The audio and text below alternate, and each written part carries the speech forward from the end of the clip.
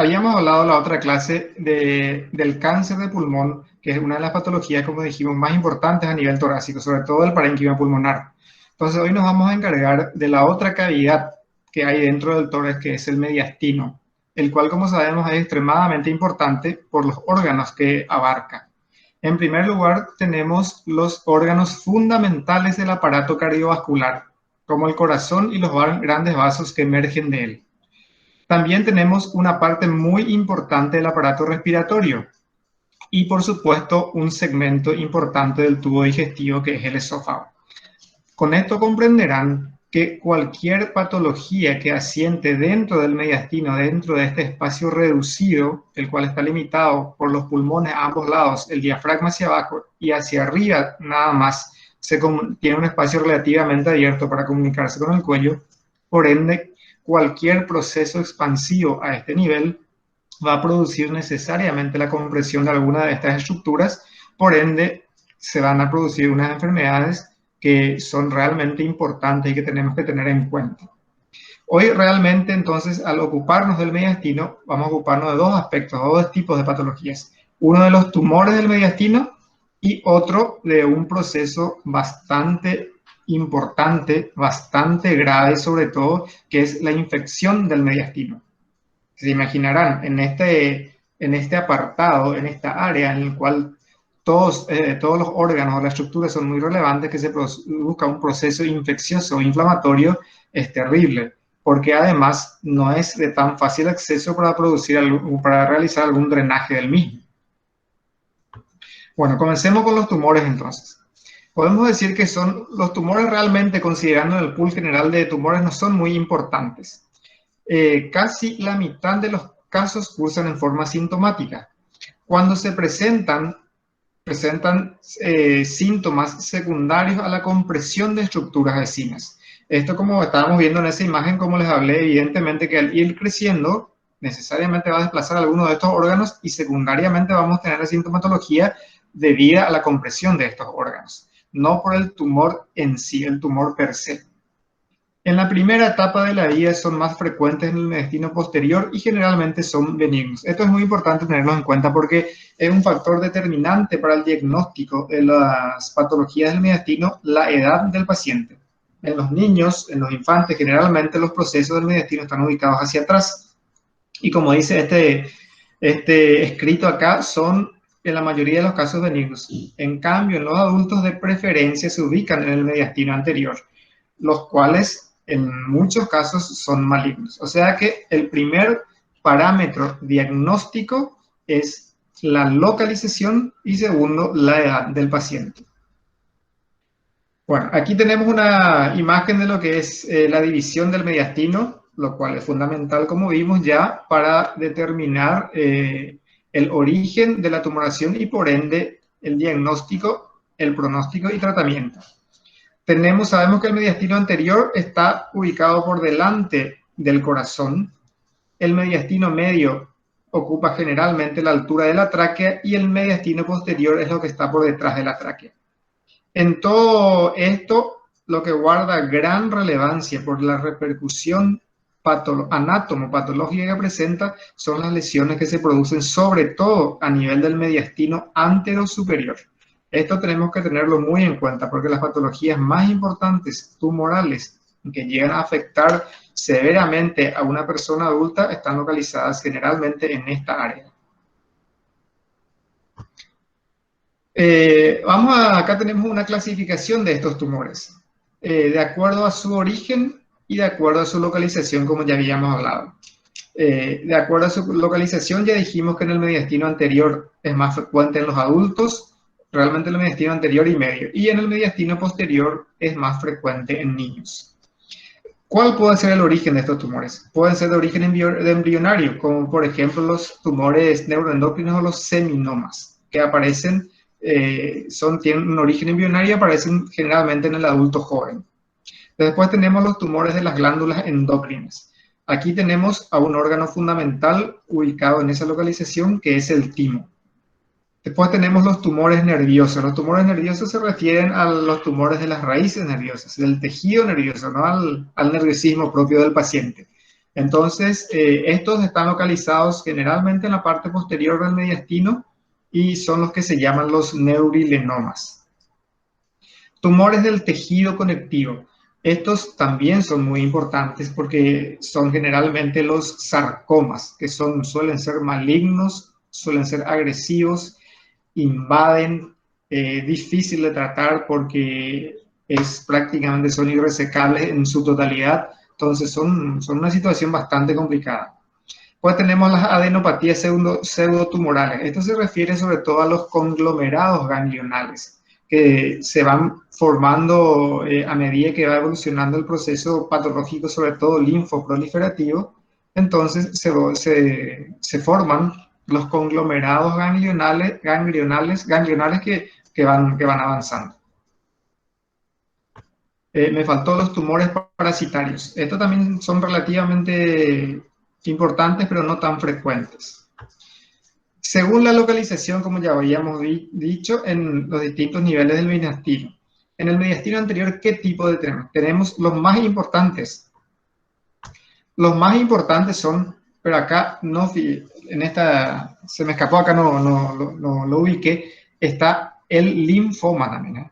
El linfoma y el timoma son los tumores más frecuentes en el mediastino anterior superior del adulto. Y son de estos tumores los que vamos a ocuparnos más adelante.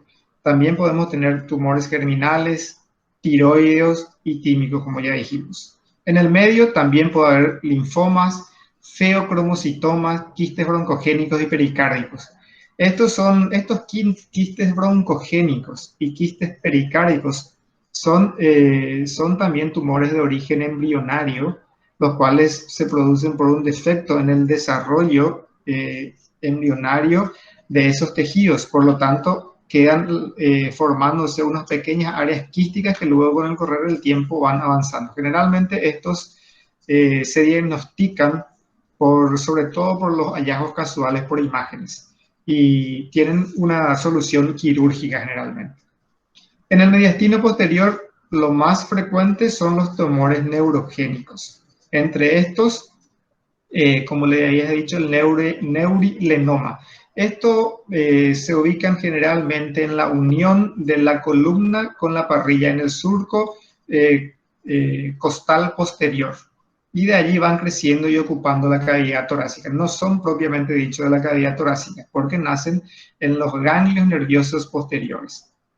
Están también los sarcomas, puede haber también linfomas y también puede haber quistes esofágicos. Hay un quiste del esófago muy común que se llama divertículo de Senker, que es una saculación que se produce en el esófago. Es muy parecido a los divertículos del colon que se produce por un defecto de la pared.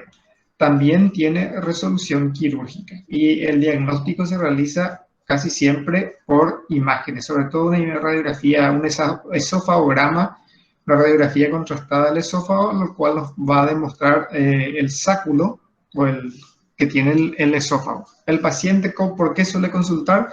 Generalmente por ciertos problemas digestivos, falta de buena deglución, puede haber un poco de disfagia. Entonces, cuando se realiza un estudio, primero hay que sospechar, como hablamos siempre. Uno, para que pueda hacer el diagnóstico, primeramente tiene que pensar en la patología. Si no pensamos en la patología, no lo vamos a poder diagnosticar. ¿Y cómo vamos a pensar en una patología? Conociendo los signos y síntomas de las patologías, por lo menos de las patologías más frecuentes. Eso es fundamental.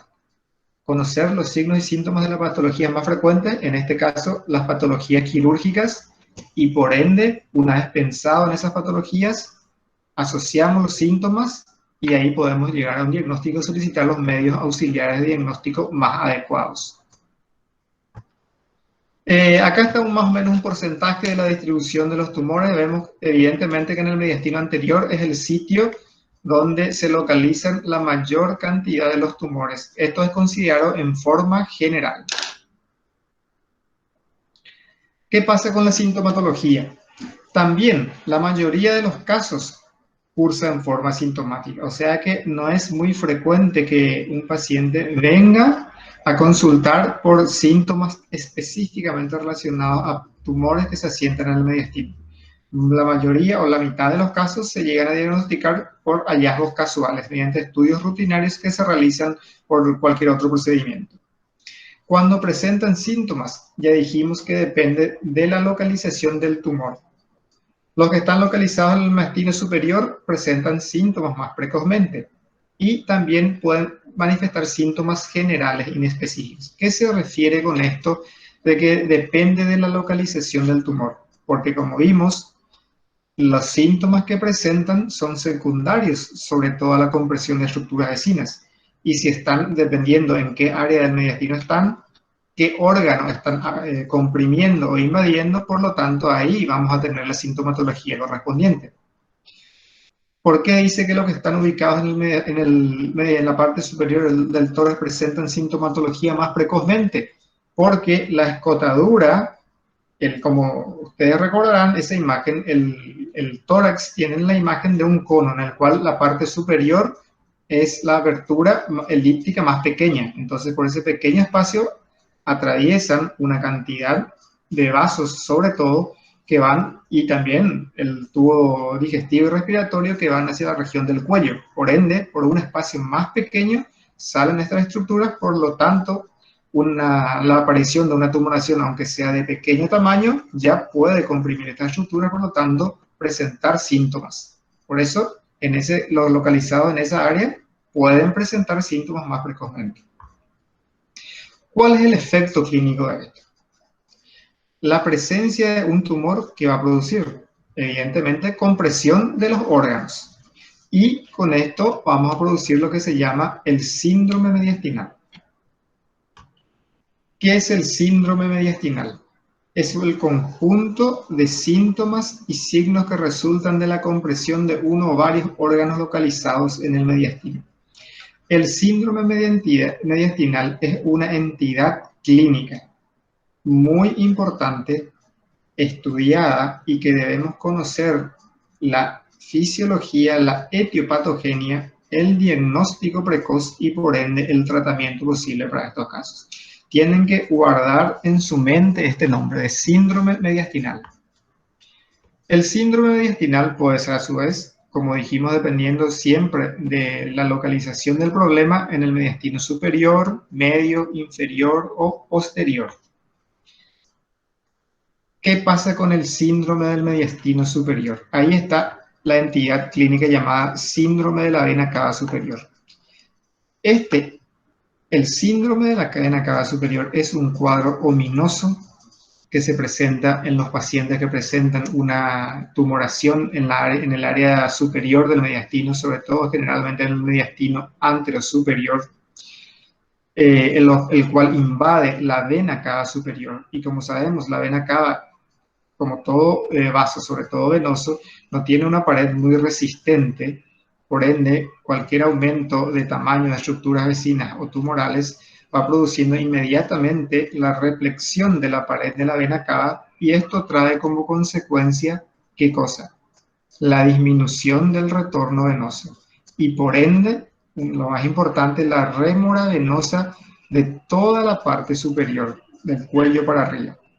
Entonces, de esta manera, todo ese hecho hace que produzca una sintomatología terrible en el paciente, lo cual puede ser muy grave, que también, si no es tratado o diagnosticado a tiempo, puede concluir con el óbito del paciente.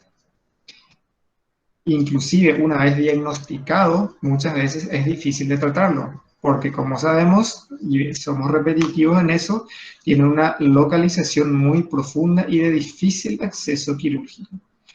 Y dependiendo de la naturaleza del tumor, tampoco es fácilmente resecable. Por lo tanto, es una cosa compleja y que tenemos que estar atentos, que si algún día dentro de nuestra práctica clínica lo llegamos a ver, no lo vamos a olvidar nunca. Entonces, ¿qué puede presentar? Puede presentar un edema facial, cervical, edema de la lengua, tos irritativa, en etapas más avanzadas, por supuesto, velladisnea, mareos, inclusive hemóptisis. Todo es una cascada de signos diagnósticos y de procesos, los cuales, si no se corta la cascada en un momento dado, avanza rápidamente hasta un desenlace realmente fatal. Ahí tenemos una imagen más o menos de compresión para poder dimensionar bien lo que representa. La vena cava trae todo el influjo venoso del cuello y de la región del cuello y de la cabeza. Por lo tanto, si está comprimido, y el miembro superior también, si está comprimido a ese nivel, que es la parte terminal donde desemboca en el corazón, ya se imaginarán todo lo que puede producir. Esta es una imagen, más o menos si pueden alcanzar a ver, ahí el tema de la circulación colateral. Esto es una imagen de un paciente incipiente, o sea, incipiente es el caso. Hay situaciones en las cuales se ve al paciente realmente con grandes sáculos varicosos a nivel del cuello, el hueco supraclavicular, se le ve a un paciente pletórico, con edemas de todo el rostro, bipalpebral, disneico, muy ansioso, sentado en la cama sin poder respirar, sin poder saber lo que le pasa. Es una situación bastante difícil y hay que tomar una acción muy rápida para poder solucionar la situación. En el mediastino medio tenemos, sobre todo, como siempre teniendo en cuenta la localización de la tumoración. Si es a nivel del mediastino medio, ¿qué podemos tener? Podemos tener por compromiso del recurrente y del frénico también a nivel del mediastino medio, los cuales nos pueden producir otra sintomatología. Y las manifestaciones que son respiratorias, por supuesto, que nos puede dar una tos, puede producirse, si ahí sin embargo la tráquea tiene una estructura, una arquitectura más rígida, por ende le da un poco más de tiempo en la sintomatología, porque el tumor en sí, para que comprima y desplace a la tráquea, requiere un poco más de tiempo que la vena, que es mucho más frágil la pared. Entonces, evidentemente, cuando se produce ya el desplazamiento de la pared traqueal, vamos a tener que va a producir disnea, puede producir dolor torácico, evidentemente estridor de la voz, puede producir tos, expectoración mucosa, y por compromiso del recurrente y frénico tenemos el espasmo de la glotis y la disfonía. El espasmo de la glotis y la disfonía es evidentemente por compromiso del recurrente, porque ustedes sabrán y lo recordarán perfectamente que el recurrente es el que inerva las cuerdas vocales. Por lo tanto, es un nervio, una raíz nerviosa muy importante a tenerlo en cuenta en la anatomía quirúrgica, sobre todo cuando se trabaja a nivel de la tiroides, porque la lesión del recurrente puede tener consecuencias muy graves al paciente. Eso es entre paréntesis, más como dato relevante. Y por compresión del nervio frénico podemos tener dolor irradiado al hombro, tenemos crisis de hipo y elevación del diafragma. También les traigo a colación, por ejemplo, el dolor del hombro. Es una de las complicaciones que se producen en el postoperatorio de una cirugía videolaparoscópica. ¿Por qué? Porque a veces la insuflación del abdomen hace que se empuje mucho al centro frénico del diafragma, porque mantener una presión aumentada de la cavidad abdominal durante un buen tiempo, 1 hora o más, si esa presión es muy importante, puede producir irritación del centro frénico del diafragma y eso producir dolor de hombro. Eso también es un dato colateral que les traigo, pero es importante que lo tengan en cuenta ya que estamos hablando del frénico. Entonces, en el postoperatorio, a veces de una cirugía laparoscópica, el paciente puede consultar por dolor de hombro y puede ser la causa de la irritación del centro frénico. Bueno, en el mediastino inferior tenemos la compresión de la vena cava inferior, por ende todo el retorno venoso de los miembros inferiores va a estar alterado y por ende todo lo que está por debajo va a tener una repercusión importante en cuanto a rémora venosa. Podemos tener hepatomegalia, la aparición de ascitis, circulación colateral, edema de miembros. Todo lo que ocurre, todo lo que produce la dificultad en el retorno venoso y sobre todo a nivel central, como es en este caso, porque comprime la vena cava inferior. ¿Qué pasa con el mediastino posterior? En el mediastino posterior le tenemos al esófago y, como dijimos, sobre todo el tejido neurigénico. Sobre todo tenemos las raíces y los ganglios parasimpáticos y los intercostales. Los parasimpáticos que recorren a lo largo de la columna y los ganglios simpáticos y los intercostales que salen en los espacios intercostales por los agujeros radiculares. Por lo tanto, un crecimiento, un aumento, una hipertrofia de estos tejidos ganglionares producen la aparición de estas tumoraciones y produce la sintomatología que podemos tener. En el esófago, evidentemente, podemos tener disfagia, que es lo más llamativo. También podemos tener a nivel radicular dolores radiculares, el síndrome de Claude-Bernard-Horner, manifestaciones simpáticas y signos de compresión medular.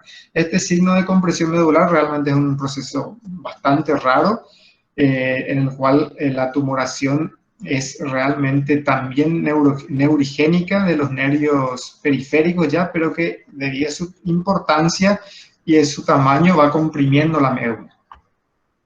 Ahí tenemos, esta es una imagen típica de un tumor neurigénico muy importante ya. Esta es la imagen que podemos ver, es una imagen característica tomográfica. Se origina, ven acá que se origina o hace cuerpo con el surco costal posterior, y de aquí invade el mediastino. Debido a su tamaño, que es muy importante, evidentemente ya invade otra estructura. Acá vemos que comprime ya el esófago también, comprime la vía aérea, probablemente comprime también la vena cava, dependiendo de la situación, si es superior o más bajo. Entonces, aquí ven cómo puede producir la compresión la presencia del tumor. Esto, como les digo, ya es un tumor bastante avanzado del mediastino posterior. En la mayoría de los casos encontramos estos tumores más o menos así, siguiendo la flechita con este tamaño más o menos, en esta localización. Y son también muchas veces, debido a esto, a que no produce una sintomatología importante, porque en la parte posterior se incursiona hacia la cavidad torácica y por ende no produce mayor sintomatología. Ante esta situación tenemos que plantearnos una serie de preguntas. En primer lugar, tenemos que ver si la tumoración corresponde o no al mediastino, o sea, si el tumor primario es mediastinal o si es una situación metastásica de otro órgano o inclusive de la cavidad. Hay ocasiones en las cuales los tumores de la cavidad torácica pueden invadir el mediastino también. Si es una masa tumoral o ganglionar, esto es extremadamente importante y lo vamos a ver más adelante, porque implica el pronóstico muy diferente y sobre todo el enfoque terapéutico. ¿Y de qué naturaleza es tumor? Por supuesto. Evidentemente que los tumores benignos van a tener otro tratamiento y los tumores malignos también otro tratamiento. Entonces, estas interrogantes son muy importantes responderlas una vez que uno se percata de la presencia de la masa tumoral, de manera que podamos avanzar en nuestras medidas terapéuticas y primariamente diagnósticas. ¿Cuáles son los métodos diagnósticos que podemos utilizar? Tenemos los laboratoriales y por imágenes en primer lugar. Los laboratoriales, por supuesto, la rutina laboratorial, en algunos casos nos va a ayudar el proteinograma, en otras ocasiones los marcadores tumorales serían importantes también dependiendo del tipo. Y por imágenes, por supuesto, la radiografía de tórax, que es el estudio de imágenes más frecuente y el cual nos aporta en la mayoría de los casos la primera sospecha de una presencia de una masa mediastinal. Se habla sobre todo cuando se ve una imagen torácica de un agrandamiento mediastinal, entonces hay una gran sospecha y de ahí en adelante ya pediríamos los demás estudios. Tenemos una ecografía que nos ayudaría también sobre todo en las cuestiones quísticas. Por supuesto que la tomografía computarizada es el medio diagnóstico casi de elección para estos casos. Ahora ya si sospechamos de un tumor neurigénico, probablemente le pediríamos una resonancia magnética para ver el real compromiso nervioso y la altura, la invasión y la llegada del mismo. El PET scan también es muy importante para poder determinar la naturaleza de la tumoración, que podría ser benigna o maligna. La gammagrafía también, dependiendo de ciertos tipos de tumores, por ejemplo, lo del tiroides, es una ayuda muy importante. En conclusión, siempre cuando tenemos un proceso patológico, lo más importante es que sigamos los pasos diagnósticos. Y en ese sentido, en primer lugar está la clínica. el cual va a comenzar por el análisis semiológico del mismo.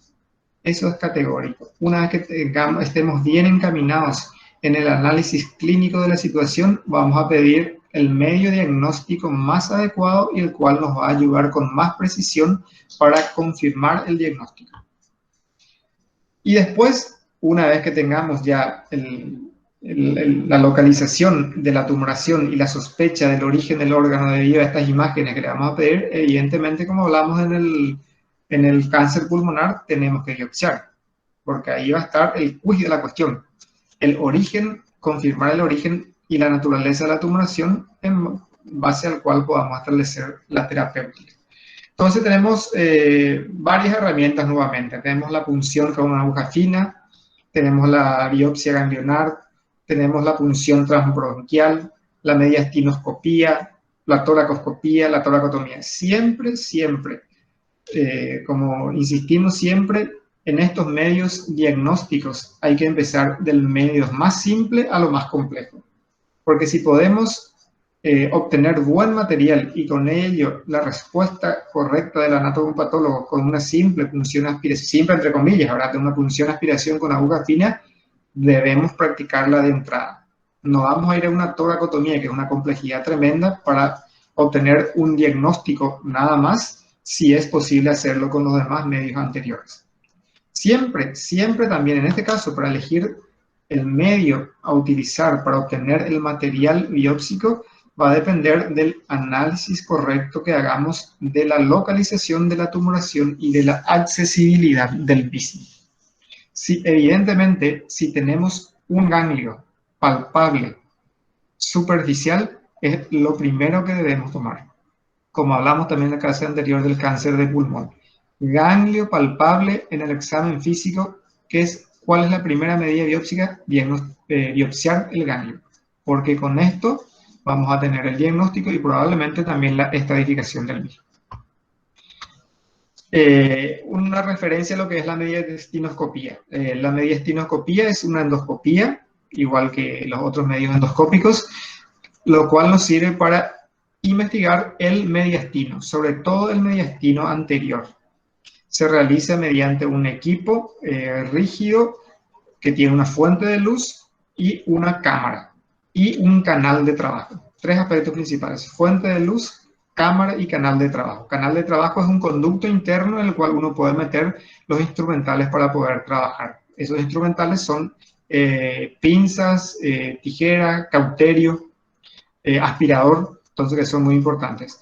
Se trabaja evidentemente con un espacio muchísimo más pequeño y más reducido que la cavidad pleuropulmonar, que nos da más posibilidades de movilización. Acá solamente tenemos un pequeño espacio reducido. Se hace una incisión en la escotadura supraesternal de aproximadamente 1 a 2 centímetros y ahí se hace una disección roma, primeramente con el dedo separando los tejidos blandos y después se avanza. Y se introduce el mediastinoscopio, que es esto. Esto es mediastinoscopio, el cual allí se le puede conectar a una cámara y la fuente de luz, y ahí se convierte y se puede ver a través de un monitor. Entonces, esto es un dispositivo bastante útil, como dijimos sobre todo la otra vez también, para producir el estadiaje mediastinal. Y en este caso de las patologías del mediastino, para poder determinar y biopsiar alguna tumoración que no es accesible de otra manera. Debemos comprender que como se trabaja en un área muy complicada, sobre todo por los componentes vasculares, que se puede producir lesiones. Y cuando se produce lesiones, esto puede ser realmente catastrófico. Por eso requiere de manos entrenadas y el sumo cuidado y la atención en su realización. Entre los tumores del mediastino, dijimos que íbamos a ocuparnos de 2 tumores fundamentales, que son los de origen tímico y los linfomas, porque son los tumores más frecuentes dentro de los tumores mediastinales del adulto. ¿Qué pasa con el timoma? El timoma se relaciona fundamentalmente con una enfermedad que ustedes ya habrán visto en otras materias seguramente, que es la miastenia gravis, y otras enfermedades autoinmunes. El caso del timoma es tiene un crecimiento más lento y nos permite, por lo tanto, llegar a un tratamiento. Y el carcinoma tímico, sin embargo, que es neoplásico, puede presentar una diferenciación celular rápidamente, es más rápido y por ende, como dijimos, se puede diagnosticar en una etapa más avanzada. Esa es la localización del timo. El timo, como sabemos, es un órgano linfoide de origen embrionario, en el cual en el adulto, sobre todo en las primeras etapas de la vida, tiene una fuerte acción linfoide, pero en la edad adulta está generalmente más atrofiado. Pero cuando presenta un proceso neoplásico puede tener consecuencias muy importantes y muy severas. ¿Qué pasa con el tumor tímico, propiamente dicho? Puede estar limitado al timo, cuando ya atraviesa la cápsula, el tumor puede extenderse a estructuras vecinas y estar ampliamente distribuido y avanzando e invadiendo órganos vecinos. Lo ideal es descubrirlo al tumor tímico, estamos hablando del tumor neoplásico, al carcinoma, antes de atravesar la lámina o la cápsula del timo, porque una vez que atraviesa ya es bastante agresivo y como se darán cuenta es muy difícil llegar al diagnóstico en esa etapa temprana. Por eso es que cuando aparece este carcinoma tímico es bastante agresivo realmente. ¿Cuáles son las opciones terapéuticas? Son varias y es una combinación, generalmente es una combinación de ambas. Se habla de cirugía, de radioterapia, de quimioterapia. Cuando ya atravesó la cápsula del timo, generalmente debemos recurrir en primer lugar a la neoadyuvancia. Como habíamos dicho, la neoadyuvancia puede ser una neoadyuvancia simple con un solo medio, una neoadyuvancia combinada con estos tres tipos de procedimientos que podemos hacer. La radioterapia, esta radioterapia a su vez puede ser una radioterapia mucho más dirigida, como es la braquiterapia. La quimioterapia también hoy día puede ser más dirigida y más específica de acuerdo al tipo de célula neoplásica utilizada. Y la terapia hormonal. En cuanto una mención especial a la quimioterapia, los tratamientos oncológicos médicos, sobre todo a nivel de las drogas, tienen un avance muy importante y sobre todo en el tiempo. Una terapia de repente que se realiza hoy día, en 6 meses se nota que ya no es tan importante, porque el avance en el conocimiento también es muy rápido. Entonces, por eso es que hoy día cada vez es más complicado y cada vez nos exigen más a los cirujanos en la toma de muestras. Cada vez nos piden que tomemos muestras más importantes para los análisis, porque cada vez se hacen más análisis. Antes bastaba con poder determinar el oncólogo si era cáncer o no era cáncer. Hoy día, después fue avanzando, ya debían diagnosticar los tipos de cáncer que había. Más adelante, ya otros estudios más específicos nos fueron pidiendo. Y hoy día ya nos piden, ya deben hacer los estudios monoclonales, los anticuerpos monoclonales y los estudios celulares. Por ende, cada vez, entonces un material que se quita, que se biopsia, tienen que pasar por demasiados procesos, por ende si es muy pequeño no les puede servir al patólogo, por ende cada vez piden materiales más grandes. Eso nos complica a veces dependiendo de la localización de la masa tumoral que se tiene que biopsiar. ¿Pero en qué ayuda eso? Que esa terapia la terapia oncológica, la quimioterapia, sea cada vez más específica al tipo tumoral, de manera que pueda tener una respuesta y menos complicaciones y menos efectos colaterales. Porque si hace una terapia muy general, puede tener efectos colaterales muy importantes. A veces un tipo de droga a un tipo celular produce sangrados importantes, por ejemplo. Y sin embargo, si se hizo ese estudio monoclonal y se sabe que se puede ser dirigida a un tipo específico de droga, se usa esa droga y por ende es más efectivo para el paciente y con menos complicaciones. ¿Qué pasa con el tumor tímico? Como dijimos, en estadio 2, cirugía y radioterapia. Siempre los tumores en el estadio temprano son de resorte quirúrgico. En los estadios más avanzados, cuando es resecable, puede hacerse neoadyuvancia o no, y cuando no es resecable, ya directamente va a tratamiento de quimioterapia o medidas paliativas. El carcinoma tímico es la misma cosa, cuando es resecable podemos dar con... Esto paso rápido, nomás porque ya es muy técnico. Cirugía con o sin radioterapia, hormonoterapia, los no resecables vamos a radioterapia, quimio más radio, una combinación de todo. El tratamiento oncológico realmente debe ser, como dijimos, creo en la clase anterior, un tratamiento multimodal, multidisciplinario, de manera que se pueda hacer lo más adecuado y lo más correcto al paciente.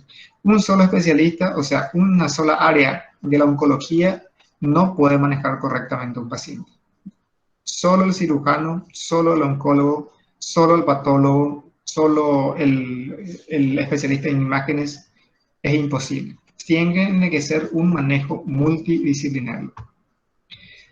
Después, el otro tipo de tumoración que es bastante frecuente en el mediastino anterior son los linfomas. Los linfomas, que son clínica radiológicamente, solo afectan al mediastino sin presentar adenopatías periféricas ni manifestaciones extratorácicas. Te digo cómo son estos, cómo se presentan típicamente estos tumores.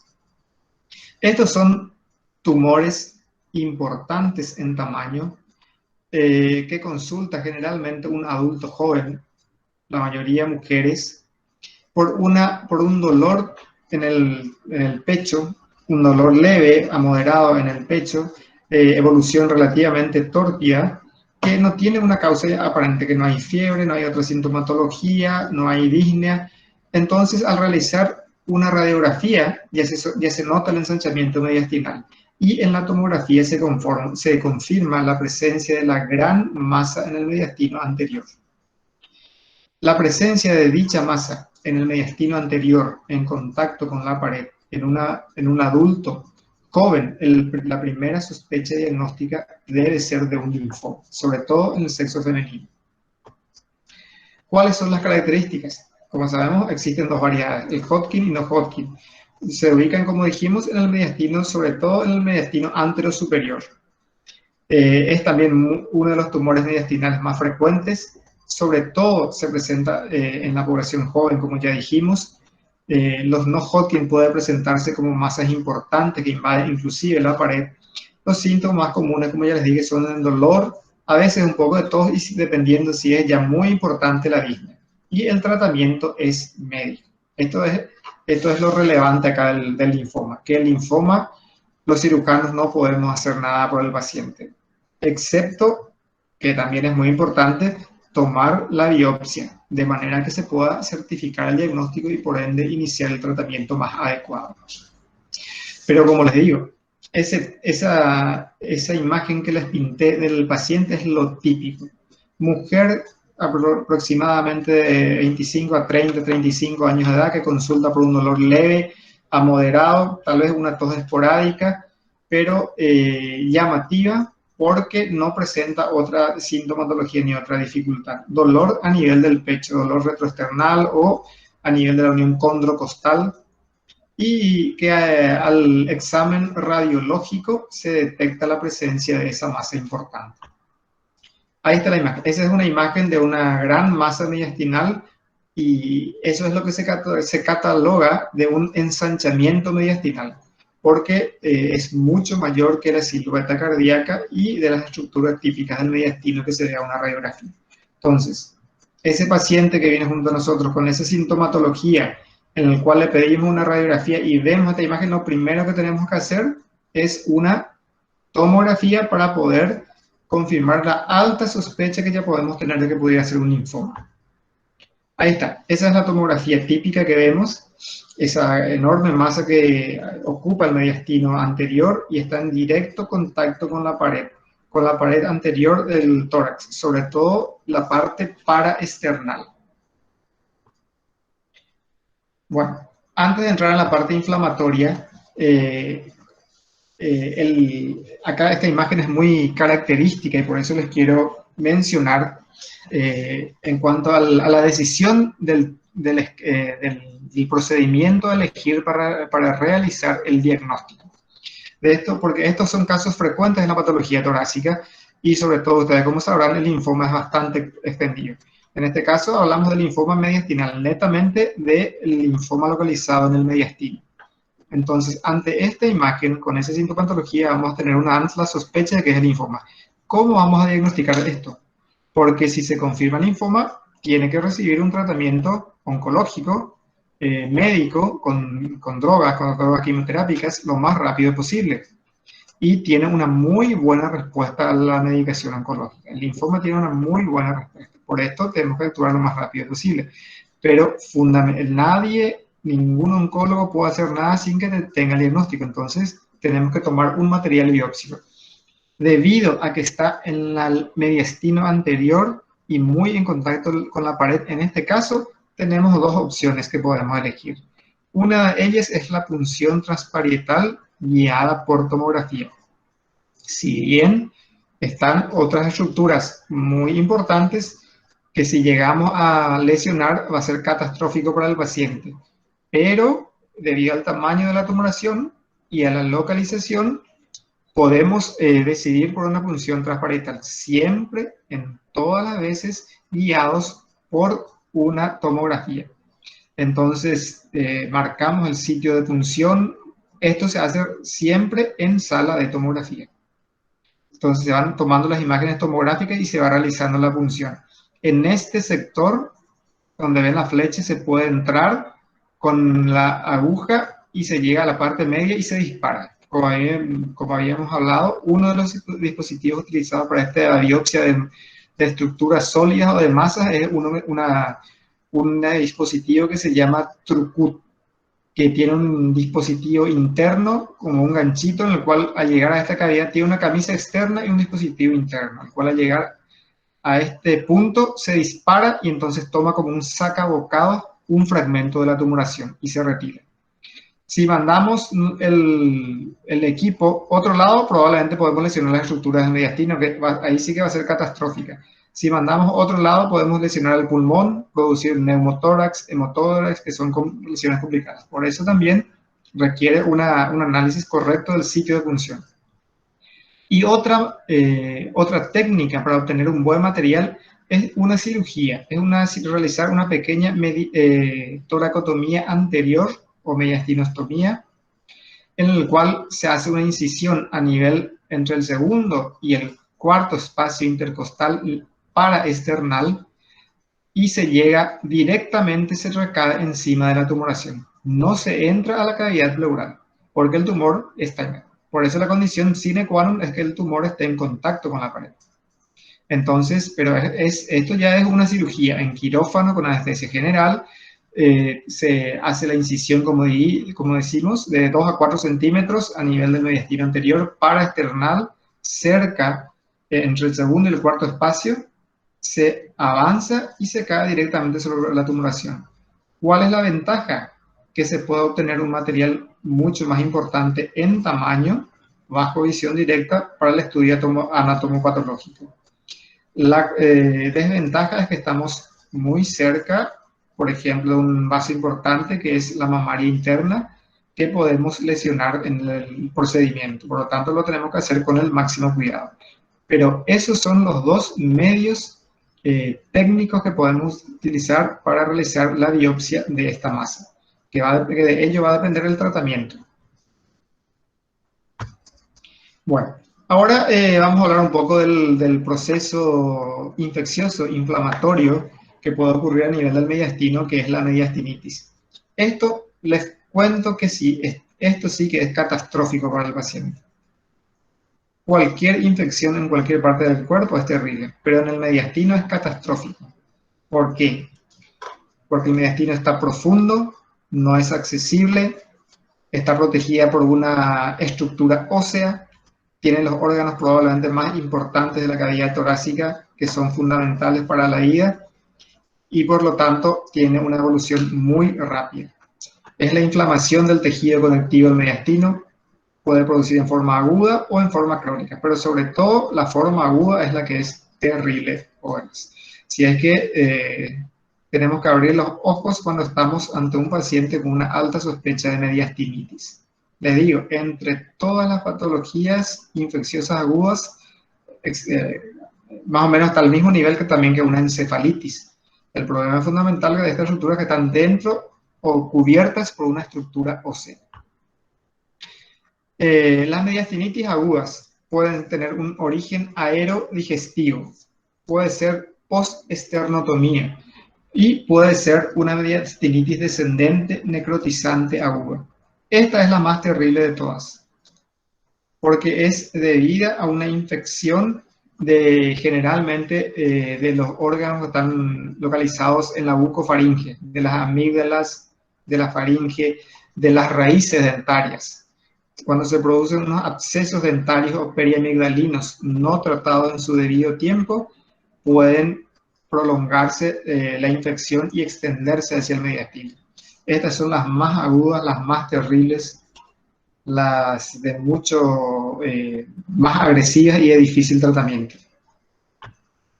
Tenemos las que son, como las de origen aerodigestivo, pueden producirse por un trauma externo, por una endoscopía, por cirugías, por cáusticos, por tumor. ¿Qué es un trauma externo? Como sabemos, un accidente de tránsito, puede ser un trauma cerrado a nivel del cuello que puede producir una fracturación o una lesión o una apertura del esófago o de la tráquea o de los dos al mismo tiempo.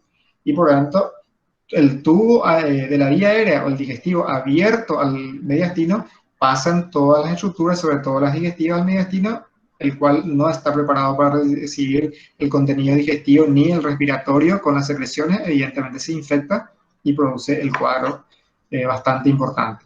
Por una endoscopía también se puede producir lesiones, ya sea respiratoria o digestiva, cuando estos órganos, tanto el esófago como la tráquea, no están en condiciones normales, sobre todo cuando hay procesos inflamatorios propios de esos órganos o tumorales. Entonces, al realizar el procedimiento, de repente se puede producir una perforación y ahí el paso al mediastino. Postquirúrgico también, en una cirugía de tráquea, por ejemplo, accidentalmente se puede abrir a nivel mediastinal. Los cáusticos, estos son los cáusticos son terribles, ¿eh? Cuando esto se produce sobre todo en personas que tienen instinto de autoeliminación. Entonces ingieren cáusticos. Los cáusticos producen una lesión terrible a nivel digestivo y respiratorio. Es realmente desastroso, es muy difícil de tratar y es lo peor que podemos, ante los peores casos que podemos presentarnos. Y la disyuntiva en cuanto al tratamiento. Y también los tumorales, por supuesto. ¿Qué pasa con los síntomas? En estos de origen vamos a tener los síntomas producidos secundariamente a esas lesiones. Si es de origen esofágica, vamos a tener odinofagia, vamos a tener un enfisema subcutáneo en la base del cuello, dolor en trayecto de las carótidas, esto también es patognomónica, podemos tener contractura abdominal si ya se prolonga hasta abajo todo el mediastino.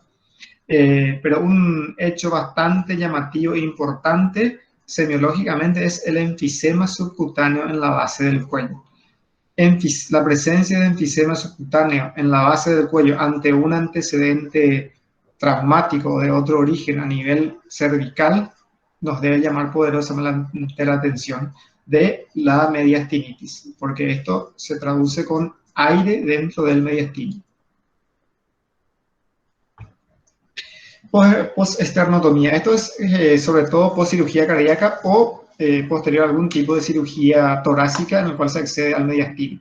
En las cirugías del timo por vía abierta se realiza a través de esternotomías. Entonces es la misma incisión que se utiliza para realizar una cirugía cardíaca. Y bueno, y como toda herida operatoria puede producirse complicaciones de la herida operatoria y en ese caso producirse infecciones, en los cuales tenemos todas estas situaciones. Aquí tenemos lo que les había hablado, la mediastinitis necrotizante descendiente aguda.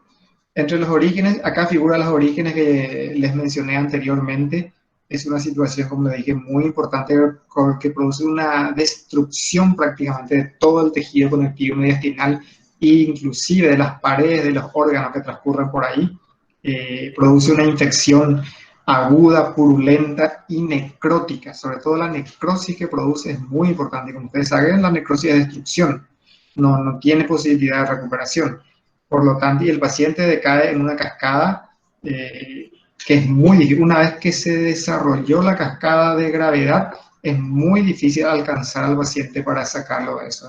requiere maniobras y procedimientos muy agresivos de drenaje y de bridación de toda la cavidad. A veces se deben incidir ambos en el tórax, se debe incidir el cuello, la región epigástrica, llenar de tubos, es bastante complicado. Realmente es una situación muy difícil estos casos. ¿Cuáles son los síntomas? Que se extienden de la cabeza y del cuello, como dijimos, rápida progresión, afección de espacios prevertebrales perivasculares y, como le dijimos, la etapa ya tardía, el shock y el fracaso multiorgánico. Si el paciente llega a esta etapa de shock y fracaso multiorgánico, es extremadamente difícil sacarlo del caso. Lo que tenemos que tratar de llegar es antes de eso. Por lo tanto, necesitamos que el médico esté bastante despierto y atento y pensar en esta patología. Nuevamente, como les digo, pensar en la patología. Y los primeros que le ven a estos pacientes, los primeros médicos que ven a estos pacientes deben pensar en esa posibilidad para recurrir lo más precozmente posible a los especialistas que puedan tratarlo, porque de lo contrario es muy, muy difícil llegar aquí. Entonces, chicos, si tienen algún paciente con una lesión de la muela, del diente, una raíz que está enferma de forma crónica, tienen que recomendarle que lo más pronto posible se puedan hacer la extracción de manera que no pueda ser un poco infeccioso que posteriormente se complique con algo muy grave como esto. La crónica es debido a ciertas enfermedades crónicas, como su nombre lo indica, que producen una infección no muy importante, más bien localizada en ciertas áreas del mediastino, los cuales también son difíciles de tratar, por supuesto, pero tienen en la mayoría de los casos tratamiento médico. Entonces, un buen tratamiento médico, pensando en ellos, haciendo el diagnóstico. De hecho, que la presencia de una tuberculosis mediastinal, por ejemplo, solamente mediastinal, es muy difícil. Generalmente es secundaria a una pulmonar. Entonces, ya con el tratamiento, hay esquemas de las drogas antituberculosas que se utilizan para las patologías que llegan al mediastino, pero tiene un tratamiento médico y una buena respuesta. Da un curso crónico, son asintomáticos muchas veces y también comprimen las estructuras que están por el mediastino debido a la presencia, porque tanto la tuberculosis como la sarcoidosis y la histoplasmosis cursan con adenomegalias. Entonces, estas adenomegalias pueden ser confluentes y formar tumoraciones. Eso es lo que habíamos dicho en los tipos tumorales, en un principio donde decían formas pseudotumorales. Se refiere a estos casos, que son conglomerados ganglionares, adenomegales confluentes, que si sin tratamiento van avanzando, aumentan de tamaño y pueden también comprimir las estructuras mediastinales y producir esas sintomatologías secundarias. ¿Cómo hacer el diagnóstico? Con los síntomas generales de dichas patologías sobre todo, no síntomas específicos, a no ser que ella produzca la sintomatología secundaria a la compresión. De lo contrario, generalmente con la sintomatología propia de esas enfermedades y apoyados en los medios auxiliares de diagnóstico, por supuesto, con tanto laboratorio, radiografías, tomografías y compañía. Esta es una imagen de un ensanchamiento mediastinal en el cual podemos ver sobre todo la presencia de límites del mediastino inespecíficos. Esto es debido generalmente cuando hay líquido en el mediastino y entonces hace una proyección irregular hacia la pared, hacia la cavidad pulmonar, por lo tanto se ve así este mediastino sucio. Y aquí tenemos la presencia de aire en el mediastino. El medio diagnóstico por imágenes específico para hacer el diagnóstico de una mediastinitis es la tomografía. La tomografía sería el gold estándar diagnóstico de la mediastinitis. Acá ven esta imagen muy característica de la presencia de aire en el mediastino. Como ustedes saben, en la mediastinitis necrótica, en la descendente también, la presencia de anaerobios hace que se formen aire en el tejido. Entonces, se ve y se manifiesta las burbujas de aire dentro del mediastino. Y esto es lo que se toca, se palpa a nivel del cuello. Porque el mediastino, como sabemos, se prolonga, el único lugar donde se prolonga directamente regionalmente con una región topográfica es con el cuello. Por lo tanto, el aire busca salir a algún lado y va hacia el cuello. Y entonces ahí se palpan como burbujas que se rompen a nivel bajo el dedo, a nivel del cuello, a nivel debajo de la piel. Entonces, miren y grábense también esta imagen, que si alguna vez ven esta imagen, ustedes ya le van a dar el sello de la mediastinitis.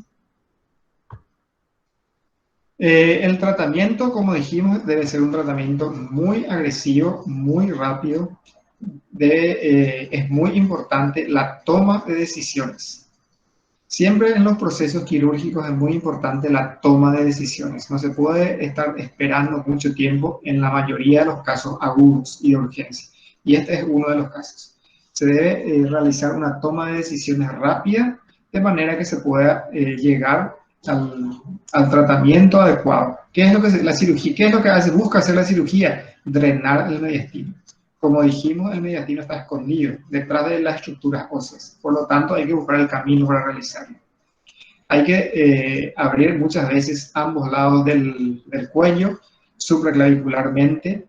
Se puede abrir también ambos hemitórax para acceder a través de ellos al mediastino. En el epigastrio también se puede abrir para acceder al mediastino.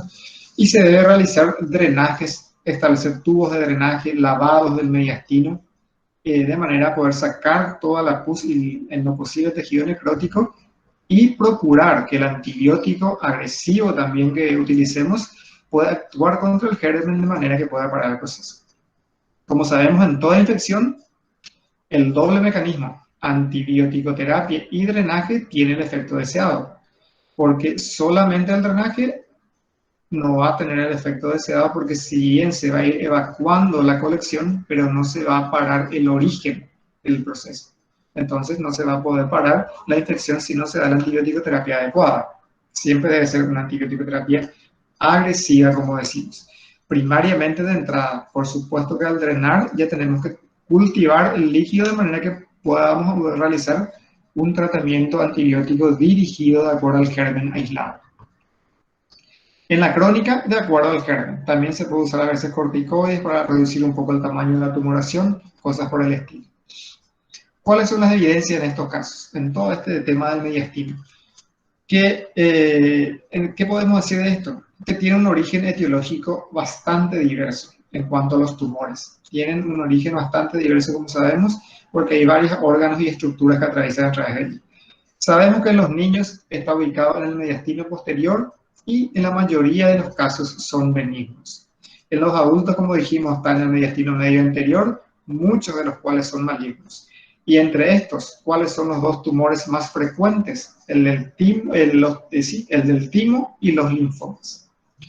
Que el diagnóstico depende tanto de la edad, de la localización y de la presentación o no de síntomas. ¿Por qué decimos esto? Porque, como sabemos, está bien especificado el tipo de tumor que está, el tipo de tumor que aparece de acuerdo a la edad del paciente, como ya habíamos hablado al respecto. La localización también. Y, por supuesto, que la presencia o ausencia de síntomas. ¿Qué implica eso? Que estas características están todas unidas, todas concatenadas.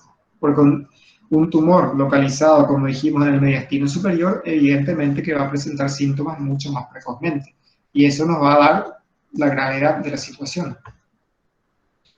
Los tumores pequeños y bien delimitados, sabemos que requieren resección completa de entrada. Eso es categórico. Es decir, todo tumor que pueda ser resecado totalmente, debemos hacerlo de esa manera. Los grandes invasivos requieren primero biopsia formal. Eso también lo sabemos, porque los tumores importantes que invaden estructuras vecinas probablemente, primero que van a ser, probablemente ya escapan al rango quirúrgico de la resección oncológica propiamente dicha. Y debemos saber la naturaleza de esa tumoración, el tipo histológico, la histología de los mismos.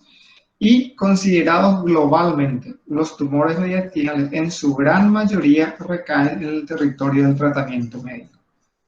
Esto es un concepto muy importante a tenerlo en cuenta, porque es opuesto a lo que es el tumor pulmonar, en el cual el único tratamiento eficaz, como habíamos dicho, es la cirugía resectiva. En cambio, en los tumores mediastinales, la gran mayoría, sobre todo los linfomas, recaen en el tratamiento médico. Por lo tanto, la acción del cirujano en este caso, ¿dónde va a estar? En la obtención del material para biopsia y por lo tanto en la elección del medio o de la vía de acceso más eficaz para lograr esto. Y bueno, hasta acá llegamos con estas cuestiones del mediastino.